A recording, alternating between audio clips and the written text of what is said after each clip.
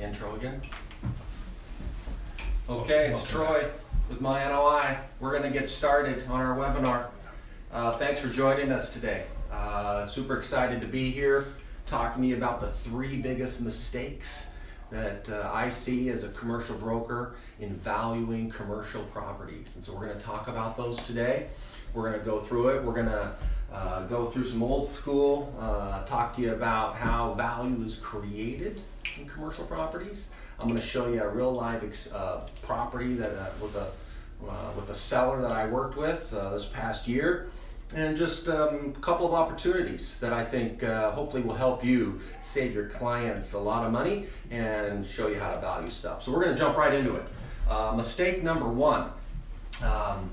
Mistake number one that I see people making, again, is going to be that market rents are not at market. So the revenue has not been adjusted to market. And so, small story, had a couple come in. They owned a fourplex. And this fourplex, they had, the units were 2-bedroom, 1-baths. They had 4 of them, obviously. They had 2 duplexes, 4 units each. We're just going to look at one particular fourplex in this case. And the rents were, they were about $750 a month. And they were below market. And they had an expectation of what they thought the property was worth. And I was able to sit down and show them how that property was really worth a lot more. So let's take you through that. But first, before we get into the case study, I want to make sure that we have a good understanding of how to create value. And so PGI, potential gross income. That's the green here. So PGI is what would the property rent for if it were fully occupied at market. And so that's PGI, potential gross income. What we do is we deduct vacancy on that. And again, you might look at the property and maybe it's with the fourplex, if there's 1 unit vacant, it's 25% vacant at that time. Well, we want to look at a vacancy rate that's stabilized for the market. So in our market right now, stabilized vacancies are about 3%. And that's the number we're going to use in our analysis today. But again, you want to make sure that you're using a stabilized vacancy, not necessarily the current vacancy to the property today. Now, if the current vacancy is the market vacancy or the stabilized vacancy, then that's the number you have to use. So, but today, traditionally, I'm sure in your markets, vacancies are down, occupancy rates are up, rents are continuing to rise, and I think that you're going to find that vacancies are pretty low. So once we take potential gross income, we subtract out vacancy, we get our EGI, which is our effective gross income. And that is the number that we're going to deduct expenses from, and we're going to get our NOI. What is NOI? Net operating income. And that is kind of the holy grail. That is the number that we're going to do all of our analysis on. We're going to divide NOI into a cap rate. And so this is our value formula. Again, NOI divided by a cap rate is going to give us our value. Pretty simple, pretty easy. And so whether you're using your calculator, I've got a 12C, a 19B, I've got a couple of calculators. Obviously, you can do all this here. You can do it in Excel. You can use a variety of tools. Later, we're going to show you a tool that I've actually created that does all of this for you online, and it's free. So, again, NOI divided by the cap rate equals value. So, back to our case study, the fourplex. So, couple comes in. They're talking to me about their evaluation. We're looking at their property. They had 4 units. They were each renting at $750 a month, which again, the potential gross income per month was $3,000. Again, 4 units times $750, $3,000 a month. And that on an annual basis was $36,000. So that's the number that we're going to use in our analysis for potential gross income. So they come in. That's where their rents are currently at, $750 a month. And our formula, putting $36,000 into our potential gross income, after we take off our vacancy, Again, 3% vacancy, which is about $1,000 a month, a little over that, $1,080. We get our effective gross income, which is $34,920, roughly 35 grand. And after I took off their expenses, and we're going to talk about expenses as the number 2 big mistake people make, but for now, expenses are going to be items like taxes, insurance, repairs for maintenance, unit turnover, management fees, everything to operate the property. We subtract those out on an annual basis, and we're going to get our NOI. So our NOI, when this couple brought this profit and loss into me, was about $21,800, $21,784 to be exact. So when we took that number, that NOI number, and we put that into our formula of NOI into our cap rate, and we're going to talk about how to derive the cap rate. That is mistake number 3. We'll get there. But 5.5% was the cap rate that we used on this property, and that gave us a value of roughly $400,000, just under that, $396. And again, to get to the value, we're going to take the NOI, which again was $21,784, divide that into 5.5 or 0.055 if you're using that on your calculator. So you put that right in, and you're going to get $396,000, and that's our value. So, quick little sidebar on cap rate. What is a cap rate? Big question that I get a lot of the time. Cap rate in its simplest form is your rate of return on an annual basis if you paid cash for the property. So, this investor, if they paid roughly $400,000 for this property, and they wanted a 5.5% return, they would need to get roughly $22,000 a year in income in order to get that return. If that cap rate was lower, they would need less money. If that cap rate was higher, they would need more money per year. So there's an inverse correlation to income and value and what the cap rate is. So, couple comes in, they think their fourplex is worth $400,000, and I sat down knowing the rental market and having insights as to where the rental market, I immediately identify that the rents are way under market. And so I concluded that the rents are worth about $1,000 a month instead of $750. So how much of a value impact will $250 a month make on each unit? So an increase from $750 to $1,000 a month. How much will that make on value? Any ideas, any questions on that? Well, it's actually substantial. It gave it a 50% bump in value. We went from $400,000 to almost $600,000 in value, $250 a month. Let me show you how that works. So we took the 4 units. We looked at where the market should be, $1,000 a month, which is $4,000 a month total for all 4 units, or $48,000 a year, and that is our what? That's our PGI, our potential gross income. So that's an increase of $250 a month per unit, and again, that's going to flow down all the way through. So now we've got a little higher vacancy here. Vacancy instead of 1,080 is 1,440 because a little bit more rent. So we hit the potential gross income with that same 3%. We get our EGI, effective gross income, which is $46,560. And then our expenses, and I've just summarized the expenses here, but again, taxes, insurance, repairs and maintenance. Management fees typically are done on a percentage basis. And so we've got a little bit more rent here. Expenses did go up because there's more revenue coming in. And so now that number was $13,718, so about an increase of roughly $600.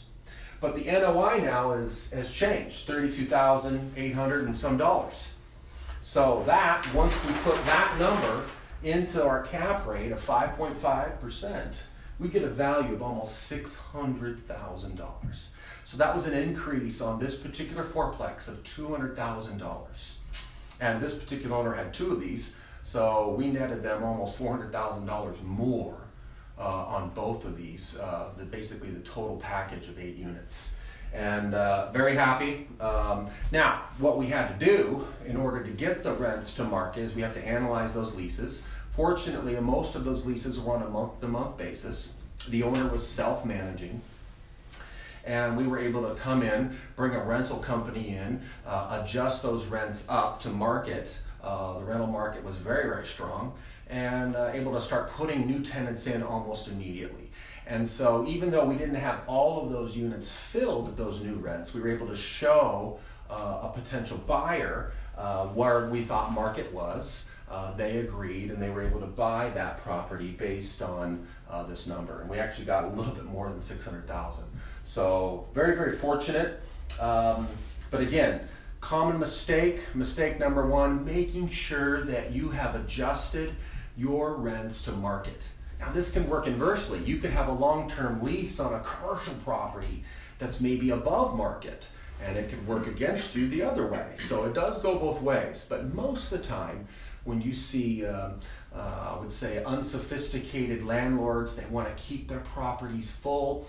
They don't want to have any vacancy, or they don't want to have any turnover. They're just fine keeping the rents at where they're at or nominal increases. They may have missed the move in the market that has occurred in the past 3 or 4 years. So again, looking for under-rented properties, showing those to your clients, showing other owners that might want to sell that, hey, they need to adjust, and showing them the value impact can be invaluable to you as a broker and as an investor, your clients. So mistake number one, make sure your rents are at market. Okay, mistake number two. We're going to go to that now. And mistake number two is, again, current expenses not stabilized. So one thing that we like to do when we're evaluating a property is we want to make sure that we look at not just 1 year of income and expenses, that we're looking at 3 years. We want to spot anomalies, maybe some capital expenditures that occurred.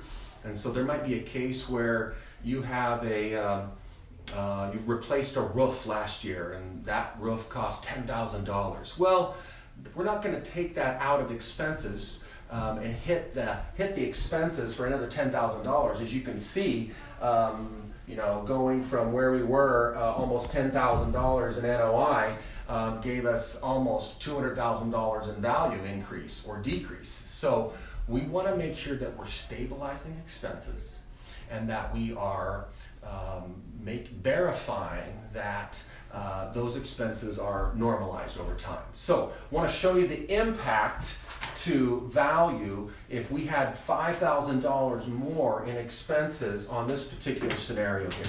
So in the same example that we just used, with those rents now adjusted at $1,000 a month, we got our PGI, potential gross income, of $48,000 a year, minus our vacancy.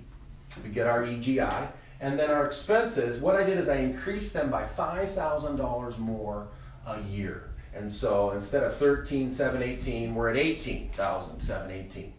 So our NOI, again, is about $5,000 less. And when we divide that into our cap rate, voila, that number at the same cap rate gave us a value of about $500,000, so $100,000 less.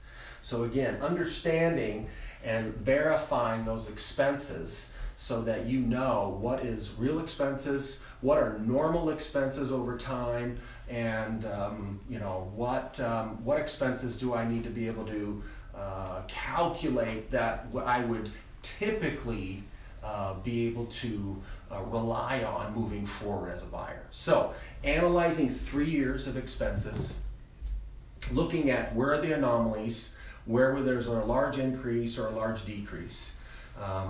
On another case, when you're representing a buyer of a particular investment property, a lot of times we'll see expenses very, very low. They haven't added in certain expenses.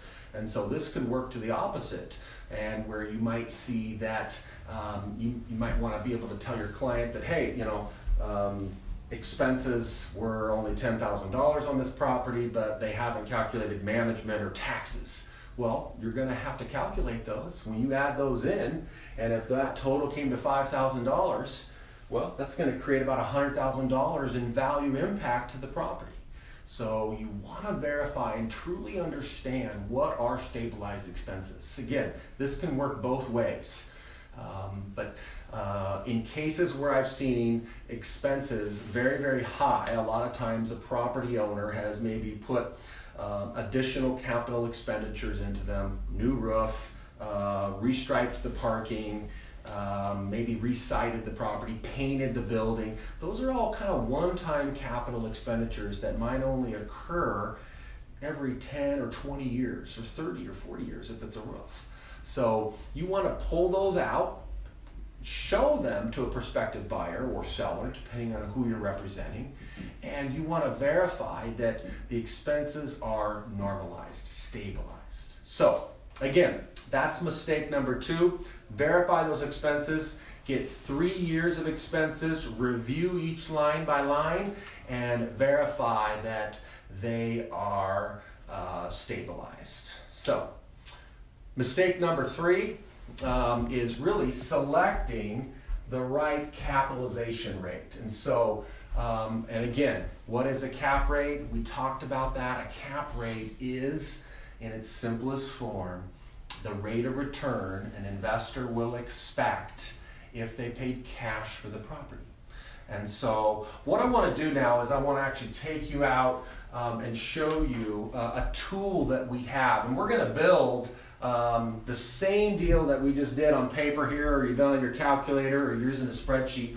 We're going to show you a tool, and this is a product that we have here through Real Launch in MyNOI, and it allows you to basically, for a broker, you can brand this yourself. So this is my particular branded property valuation tool, and we can come down, but as we scroll down, we can actually go ahead and start building the valuation model. So we'll do this. We're going to start from scratch, and we're going to assume that we're buying a multifamily property here. So we're going to click multifamily, and then we're going to go ahead and go to the next step.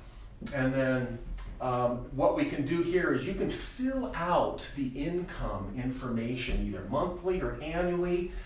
You can actually, if you want, we're not going to do this time, but you can fill out the unit's details. You can actually fill in, hey, I've got 4 apartments at $750 or $1,000, or a variety of apartments at different rates. Whatever you need to do, you can fill those out and then build your entire model here. But for now, we're just going to put in our last example, which was 4 units at $1,000 a month, which is $4,000 a month here. So if we put in $4,000 a month here, it will automatically calculate that annually for you. So, well, we just move one more 0 here. So there we go. We hit tab, and then boom, we got $48,000. These units were 800 square feet each, so that's 3,200 square feet total. This will come into some calculations further down the line here for us. Vacancy rate we were putting in is 3%. So once we've done that, you'll notice that we're starting to build our valuation model over here on the right-hand bar. So you can see this being calculated. And again, this is exactly what we had. If you need help along the way, again, there are some help icons here for you. You can click those. There's some definitions for you if you're not sure, again, what is a cap rate or expenses. So again, lots of different ways that you can help get some help along the way. So expenses, and we're going to use our model, which we had before. Those expenses were, let's see here. We were using $13,718 for our annual expenses. And again, you can put them in monthly. You could put them in as a percentage of income. So if you're just like, hey, I know in my market expenses are running about 30%, you can put in 30% and it will just calculate for you. So whatever button you put in, it will calculate the other 2 for you. Really simple and easy. We're just using our exact model, and it's built it for us over here. So we now know that our NOI is about $32,800. We're going to go to the next step, And this is actually going to then take us to the valuation section. So now what we've got is once we put in, and we've had this already pre-filled out with a 5.5 cap, you can see that that value came in at about $600,000. Now if we change this and we put in a 6 cap, we put in 6%, you'll notice the value has now dropped to just under 550. So every half a percentage point on a cap rate, the value is dropping about 50 grand roughly. So again, the value impact, as you see, as you take this bar and you scroll it back and forth, you can see the property value changing. And this is a really good illustration for you to understand what value is. If we were at a 7% cap, the value, and again, that's if we needed a 7% return, with that income to the property, we can only pay $470,000 for the property. If we only need a 5% return, we can pay up to $650,000 for the property. So really good example and visual explanation for you, for your clients to understand the impact of a cap rate. So selecting a cap rate is really, really important. So what's a big question that we get a lot? How do I find a cap rate? Great question. What we do is we go to the market. So in your market, you're going to want to look at other sales. And in this case, it's a fourplex. So what other fourplexes have sold? We would go out and look, research either on the local MLS or maybe via LoopNet or CoStar or whatever data sources you have, talking to people in the market that have sold properties. And you're going to look at two things. You're going to look at the sales price, what did it sell for, and what is the NOI, what was the net operating income. You're going to divide those. You're going to divide the NOI into the value, and you're going to get a cap rate. So again, there is a correlation there. So if we scroll back down here a little bit to get to the NOI, well again, if we took 6% and we divided it into, or we times that by this value, we would get exactly $550,000. Into a 6% cap, we would get $33,000, which was exactly what our NOI was. I think it was $32,800.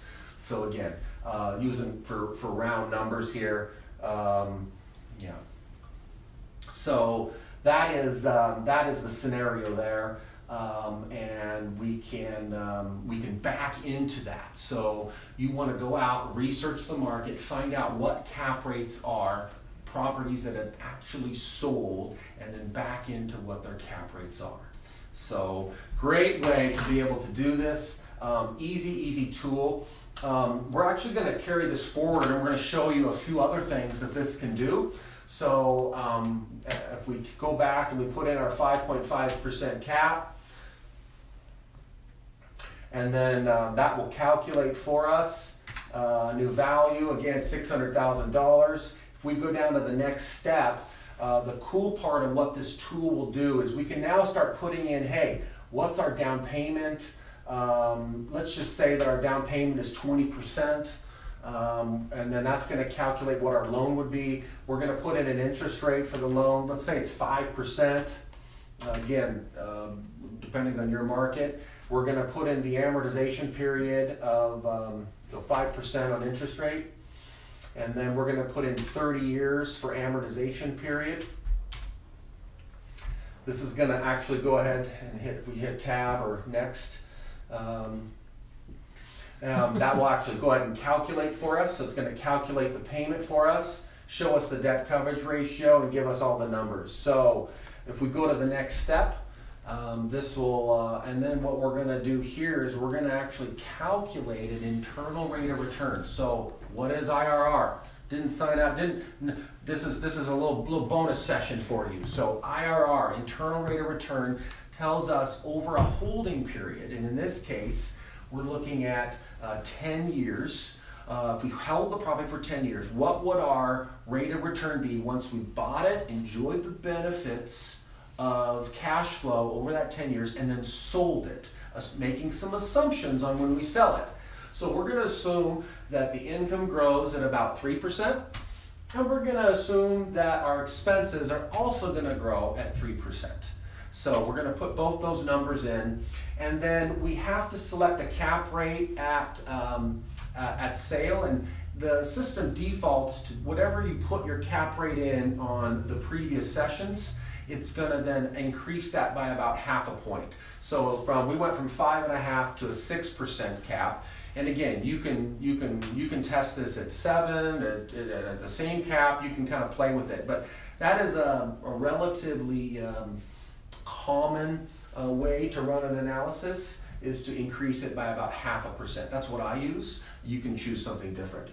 And then we're going to view the final analysis, and then what this is going to do is actually create a cash flow for us that shows over 10 years. Here's every single year the cash flow that we're getting, what we're getting per square foot, what the NOI is, and then our cash on cash return. And at the very, very bottom, it's going to show us this is what our internal rate of return is. So we bought the property for $600. We then sold the property at the end of year 10. We enjoyed all those benefits, and this is our internal rate of return for the property.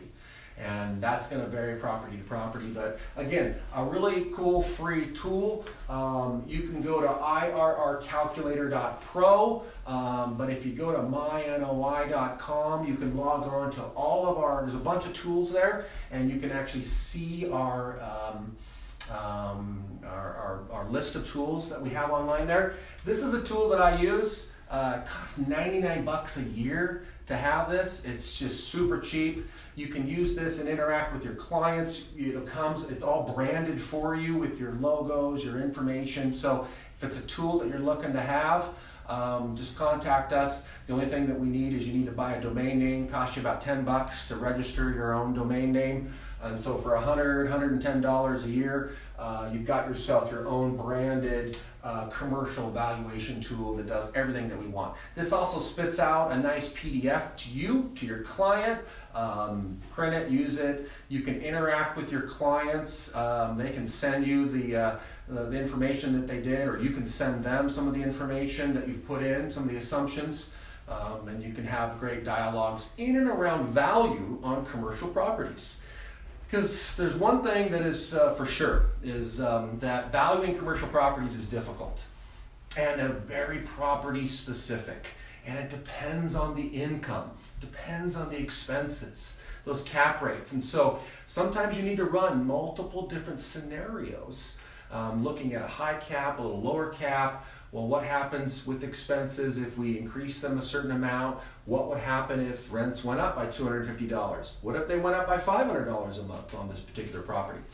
Conversations that you can have with your clients, super important. So, hey, we've talked about our 3 biggest mistakes that I see people make.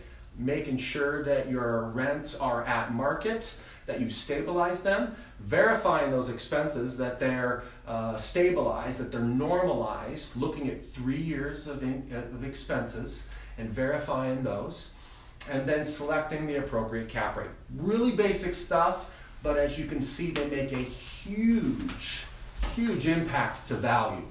And in this particular case, which I had personally, it made a $200,000 valuation swing to the positive for my client. I have seen these scenarios where they have actually made $1 million impacts before.